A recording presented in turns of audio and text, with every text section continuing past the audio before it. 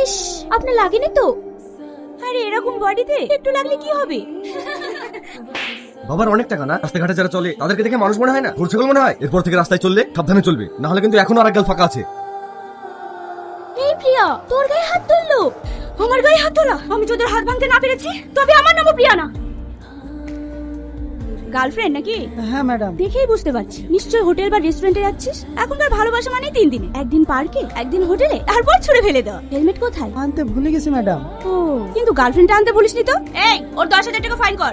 না না ম্যাডাম, এত বড় অফিসার করবেন না, কিছু টাকা পয়সা মিটিয়ে নিলে হয়তো না ম্যাডাম। আচ্ছা ঠিক আছে, 2,000 টাকা দে। ম্যাডাম আমার কাছে অত টাকা নাই। দেখো কেমন ছেলের সাথে প্রেম করছো, পকেটে 2,000 টাকাও নেই। চল তাড়াতাড়ি বের কর। এই প্রিয়া, এটা সেই ছেলেটা।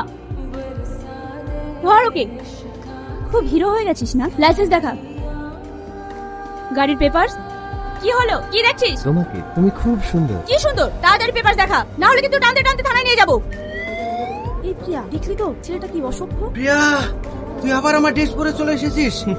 আমি আগে জানতাম তুমি নকল পুলিশ। ড্রেস পরে থেকে পুলিশ বলে না, ড্রেসের সঙ্গে সঙ্গে নেম প্লেটটাও চেঞ্জ করতে হয়।